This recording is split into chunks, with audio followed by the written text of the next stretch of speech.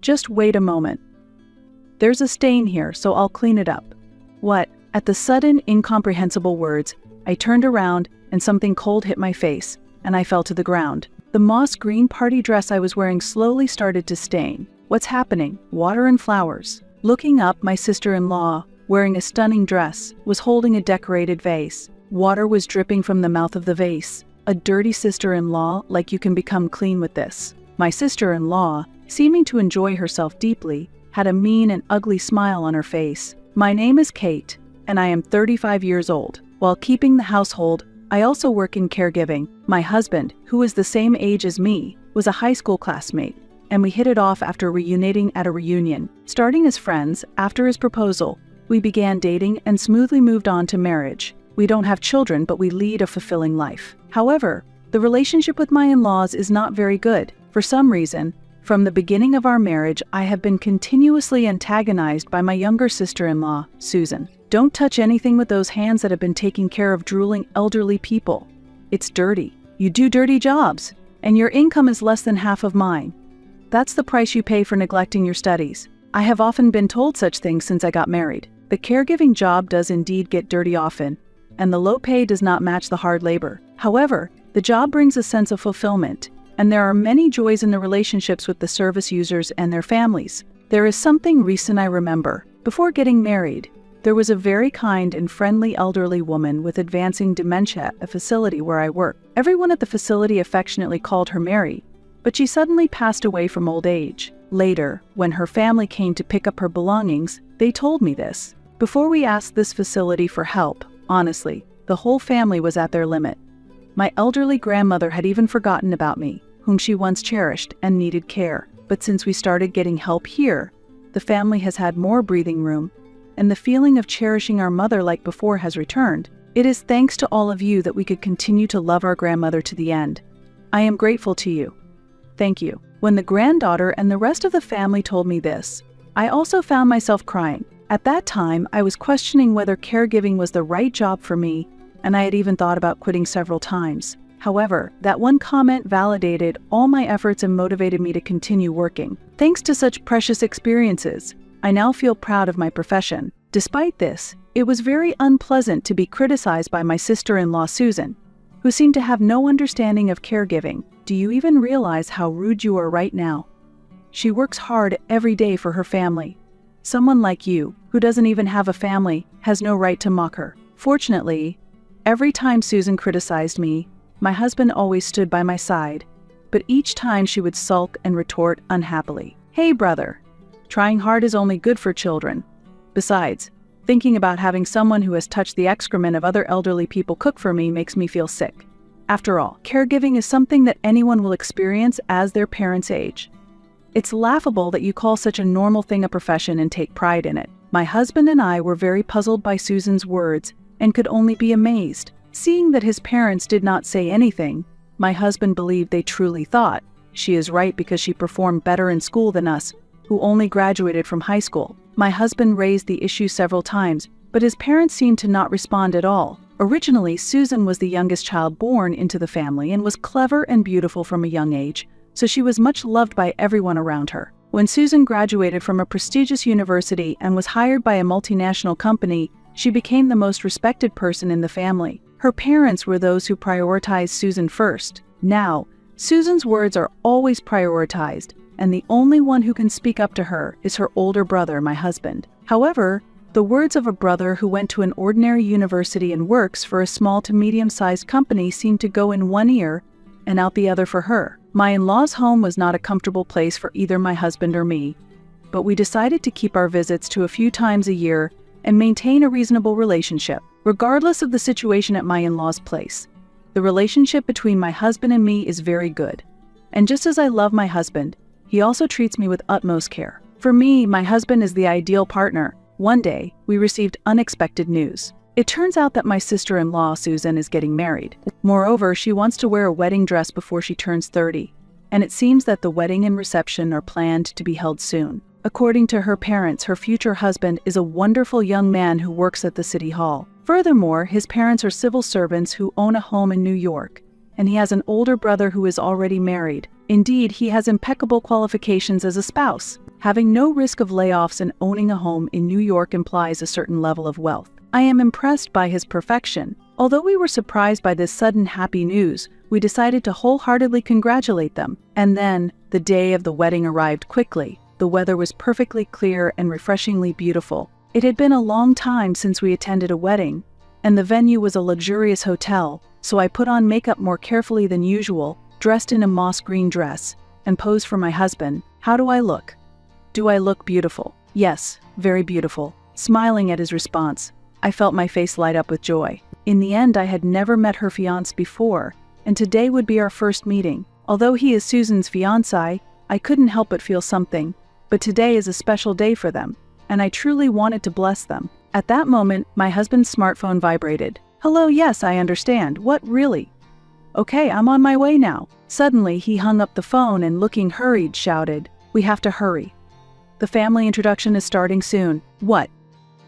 I checked the invitation again. Looking back, we had also sent a separate note asking our relatives to come early to our own wedding. Despite this, there was no such information included this time. I recalled Susan's mischievous smile. When we hurried to the hotel, the family introduction had already finished, and everyone was freely mingling. Many other guests were present, and the hall was crowded. We rushed to my in-laws, who looked displeased. When we apologized, my father-in-law glared at us with sharp eyes. How could you be late on such an important day? What were you thinking? I'm sorry we were late. However, we were not instructed to come early. Look, here it is. My husband showed the invitation, and my father-in-law shook his head. There's no way she would make such a mistake. You must have overlooked something.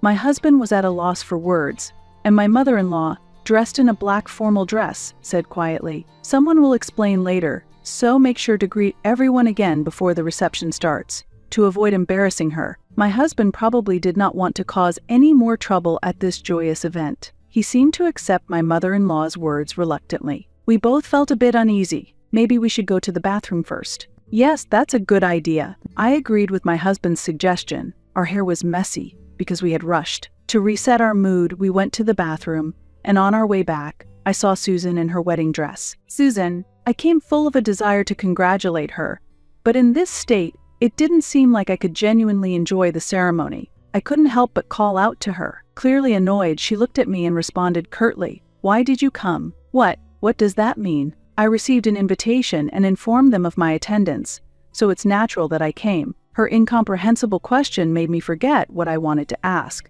Her eyes, staring at me in the deserted hallway, seemed to be judging me, like casting pearls before swine.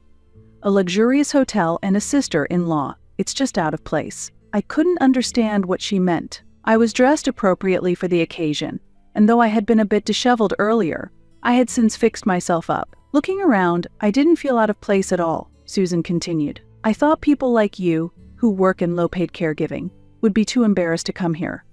Or did you just show up because you rarely get to visit such places? Her words were irritating, but I couldn't cause a scene here, so I suppressed my anger out of consideration for my husband. I always wonder, why do you speak like that? I'm here because I was invited, and I genuinely want to convey my congratulations. Also, many of the guests are elderly. Such remarks are not appropriate. Are you trying to say something to me? Despite my calm response, Susan frowned in displeasure.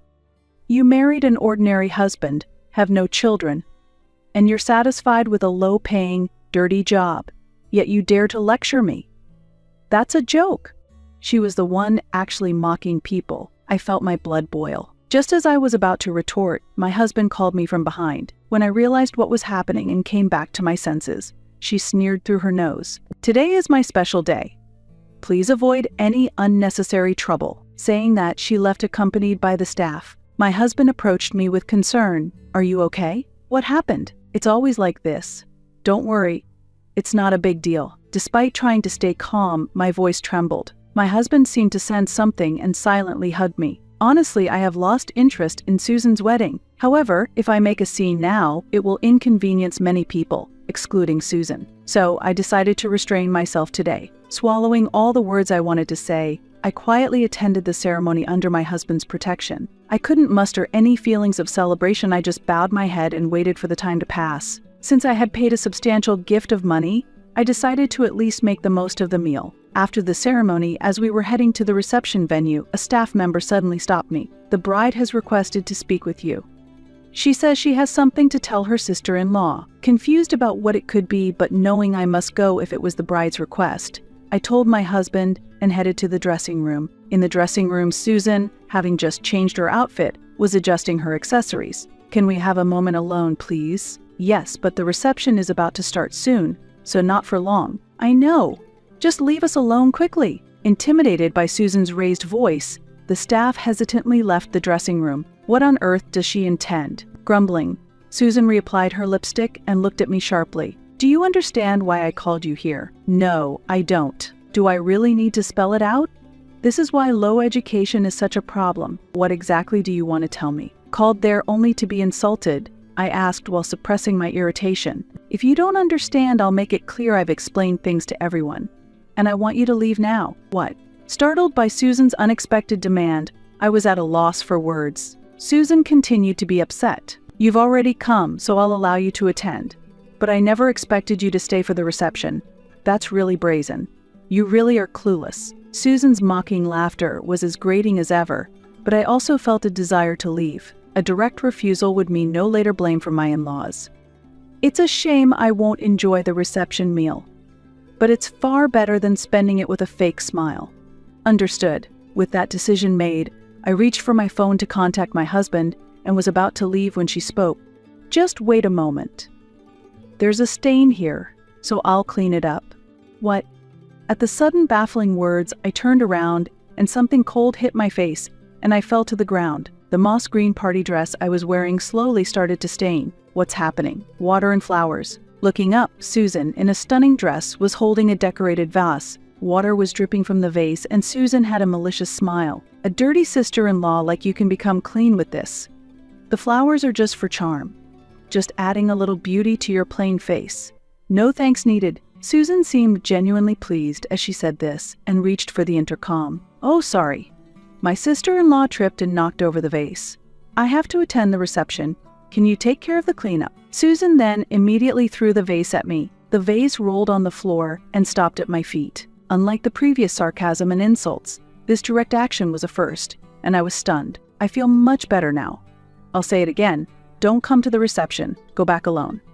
It would be a nuisance to see you there." Now I finally understood. Usually because my husband and in-laws are around, she couldn't take such actions. In this state, it would be foolish to go to the reception, and I might not even be able to get on the train for my return. Seeing me despondent, Susan smirked triumphantly. As I gritted my teeth, I heard someone running towards the door. Suddenly, the door opened, and the situation changed dramatically. "What are you doing to her?" The man standing in front of me wasn't staff but appeared to be the out-of-breath groom, holding a vivid red bouquet of roses. Nothing. She fell over by herself and got doused with the vase water." Susan answered calmly, then glanced at the bouquet, unable to hide her delight, and exclaimed, "Wow, bright red roses. Beautiful. Is this a surprise?" "Yes, I'm so happy. I told you I was wearing a red dress. Let's go to the reception. She's fine. I've already informed the staff, so it doesn't concern us." "It doesn't concern us." The groom glanced briefly at Susan's arm wrapped around his, then shook her off. He then walked over to me, pulled out a handkerchief from his pocket, and offered it. "Please use this. Thank you." As I accepted the handkerchief, I checked the time, and the reception was about to start. "I'm fine. Please go ahead to the reception. While I don't care for Susan, the groom and other guests are innocent. I don't want to cause them any trouble because of me. Let's go. Don't worry about her." "Sister-in-law, didn't Susan just say it doesn't concern her?" My hesitant reaction probably let something slip. Susan stood frozen, a look of realization on her face. Behind her, the groom smiled at me. "You are a special benefactor, especially as my sister-in-law." "What do you mean?" Both Susan's and my voices of surprise echoed at the same time. "A benefactor? What is he talking about?" I was supposed to meet this groom for the first time today. As I looked at his face, I recalled the past and finally made the connection. By any chance, are you related to Chloe Miller, whose family I cared for at the facility where I used to work? "Yes, that's right. You really helped us out back then." Indeed, he was from the family of Chloe Miller, who had once told me as a caregiver, "I'm glad I met you." It turns out that my fiancé's sister-in-law is the caregiver who helped us back then. At that time, I only knew her by her last name, and all I heard from her was that she had a brother who was married. What? You knew each other? And what do you mean by benefactor? Isn't your grandma long gone by now? Susan was unable to grasp the situation and looked confused. That's right. Just before our grandmother passed away, your sister-in-law was the one who cared for her in our family's place. Susan averted her eyes at this unexpected connection. After a moment of silence, Susan forced a smile at the groom and said, "Oh, I see. Anyway, let's go to the reception. Everyone is waiting." "But what about her?" "Look, leave her to the staff. You know, she really is so careless. She came to celebrate but ended up tripping and getting all wet." I was simply astonished at how boldly Susan could lie. As I wiped my body with a towel handed to me by the staff, he looked at Susan with disbelief and said, "I didn't realize you were that kind of person." "What?" Leaving a puzzled Susan behind, the groom picked up an object that looked like a hardcover book sitting on the windowsill. It looked like a bookcase, but when opened, a hidden camera appeared. "What is that? Were you secretly filming?" I apologize for having the camera on. We rushed the wedding so much that there wasn't time for a proper proposal, so I planned a surprise proposal during the reception. While Susan stood speechless in shock, the groom quietly continued his explanation. "The plan was like this: after you changed outfits, I would go to the dressing room where you were resting alone, propose again in a private setting, and after getting your response, carry you to the reception hall. The whole scene was to be filmed and shown live at the venue as a surprise." Shown live. Susan's complexion turned visibly pale. I had to cancel the live feed to the venue due to an unexpected visitor. "But I saw everything. I saw all your actions." The groom briefly glanced at me, then added sarcastically, "I never imagined such a surprise would occur." Susan couldn't stop shaking. Her face was a mix of anger and panic. "You made various excuses to prevent me from meeting your brother and sister-in-law. But today the true reason became clear. To you, academic credentials and appearances are everything, but you said the same thing. That's smart. Beautiful people should be valued. You're misunderstanding something. What I said was that anyone who works hard in their studies' appearance, or whatever it may be, deserves recognition. That doesn't mean they should look down on others." As the groom coldly responded, Susan was at a loss for words. Ignoring the bouquet of roses on the floor, the groom spoke to Susan in a calm voice. "I can't cancel the reception, but we'll discuss what happens next later." As the groom left, Susan collapsed to her knees in shock. Then, she turned a fierce gaze on me. "This is the worst. You've ruined the wedding because of your low education and plain looks. I'm going to sue you." Seeing Susan reveal her true nature and start screaming, I was surprisingly calm in my response. "Even if you say you'll sue, I think the outcome would be unfavorable for you. But if you're okay with that, why not try?" "What are you talking about? It's the truth. You were the one who threw the water and lied, and all of it is recorded on video. You ruined the ceremony with your own actions." Susan didn't expect me to fight back so strongly and was left speechless, her anger clearly visible on her face. "Shut up, I hate you. Just disappear." Susan's voice was filled with rage, and her fury controlled her. She hastily picked up the bouquet that had fallen to the floor and threw it at me with all her might. As I closed the door, the sound of the bouquet scattering on the floor echoed, along with her angry screams throughout the venue. Soon after, my husband and in-laws hurried over in response to the staff's call. Seeing me drenched, my husband immediately rushed over and checked on me with concern. Meanwhile, my parents-in-law merely glanced at me, unable to hide their anxiety and confusion at their daughter's tantrum. When the groom played the video he had prepared, in response to the demand to know what had happened, my parents-in-law were speechless, and my husband could hardly contain his anger. Her actions were clearly excessive. If I had known this would happen, I should have kept her at a distance from the start. "I'm really sorry you had to go through this." "It's okay, I managed to speak up for myself too." That helped me feel a bit better. I tried to calm my husband. While his parents were still wondering what to do next, I quietly spoke to them. "I don't have a change of clothes, and staying here won't let her calm down. I'll be leaving now." At this, they showed a momentary relief and said, "All right, leave this matter to us. It would help if you could go back as soon as possible. Today's main character is our daughter. You'll forgive her, won't you?" They replied. I sighed slightly at their words, understanding their parental heart, yet prepared to leave. At that moment, my husband gently embraced my shoulders and firmly addressed his family. He declared boldly in front of them, "I cannot allow my wife to continue being treated this way. I'm truly sorry, but we will need to keep some distance moving forward."